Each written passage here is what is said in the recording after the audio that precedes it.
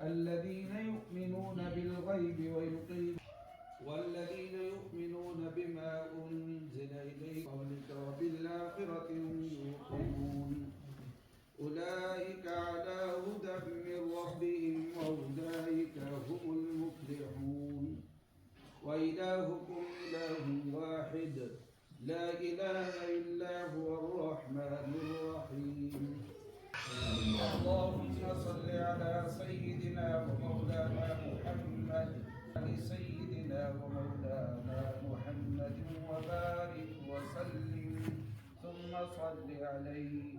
سبحان ربك رب العزة عما يصفون وسلام بزرگ دوست بھائی نمازی بہت سارے مختلف قسم کے تعلقات رکھنے والے ہم سب کے گھر بالعزیز ہم سب کے بھائی لال صاحب کی یاد میں جمع ہیں الحمدللہ ظہر کے بعد دوستوں نے قرآن مقدس کی تلاوت کی اور پھر میں نے فون کیا عام طور پہ ملتا نہیں لیکن آج مل گیا تو بلاتا ہے بہت بڑا احسان ہے یہی وجہ ہے کہ اسلام نے بہت بڑی جو ہے بہت بڑی عزت مقام اور رفعت اور شان بخشی ہے والدین کو اللہ نے اگر ذکر کیا ہے قرآن میں اپنے ذکر کے بعد تو والدین کا ہے اپنے رائٹ کے بعد کسی کا رائٹ ہے تو والدین کا ہے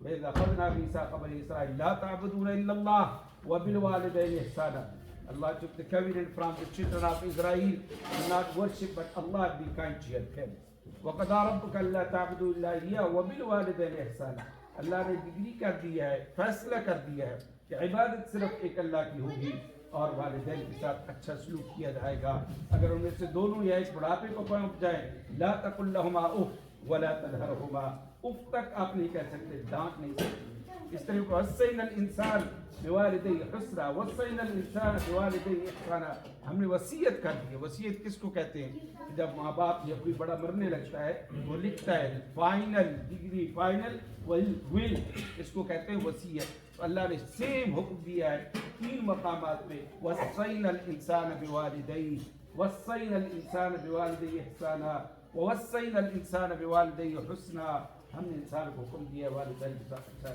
سلوک کرنے کا کیوں یہ اس کا حق بجانے کا کہ والدہ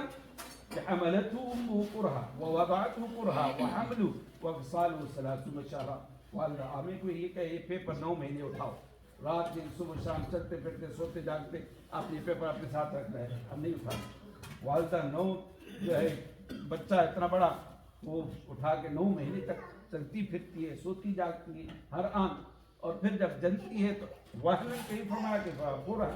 کہ ایسے جیسے ماں مرتی اور پھر زندہ ہوتی ہے ہر درجے ذے پہ ماں مرتی اور پھر زندہ ہوتی اور اس طریقے سے پھر انسان اس دنیا میں آیا ہے والدہ کیا جنت و تحت اقراب الامہات جنت ماؤں کے قدموں کے نیچے ہے سبحان فرمایا کاش کہ میری والدہ زندہ ہوتی میں عشاء کے بعد نفل شروع کرتا اور کہتی یا محمد میں نماز توڑتا دوڑ کے جاتا نام یا امی ہاں میری امی کیا بات ہے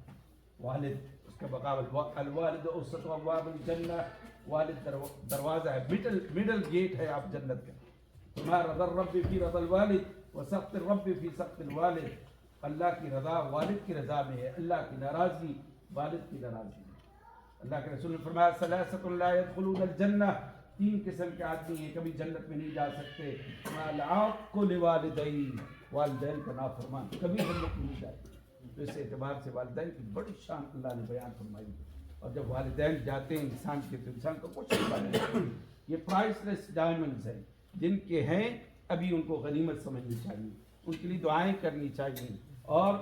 ما من بار ينظر الى والديه کوئی نیک بچہ اپنے والدین کے چہرے پہ دیکھتا ہے اللہ اس کو حج و عمرہ مقبول حج و عمرہ کا ثواب دیتا ہے ایک صحابی کھڑے ان کا یا رسول اللہ اگر میں 100 دفعہ دیکھوں تو آپ نے فرمایا اللہ اکبر و اعظم اللہ بڑے ہیں 100 حج اور 100 عمرے کا ثواب عطا فرمائے ذرا والدین کی خدمت کر کے دیکھو ان کے سامنے جھک کے دیکھو ان کے ساتھ زندگی کر کے دیکھو ذرا ان کو اپنے سینے کے ساتھ لگا کے دیکھو ذرا ٹائم کل میں دیکھ رہا تھا ایک پروگرام ایک والدہ 50,000 روپے لے کے اپنے بچے کے پاس آتی ہے کہ بیٹا یہ 50,000 لے لے اور مجھے 1 گھنٹہ ٹائم دے کمی یہ کیا کہہ رہی اس کا بھی میں سن رہا تھا تو کہہ رہا تھا کہ میں 50,000 روپے کماتا ہوں گھنٹے کے تو وہ گھنٹہ ذرا مجھے دے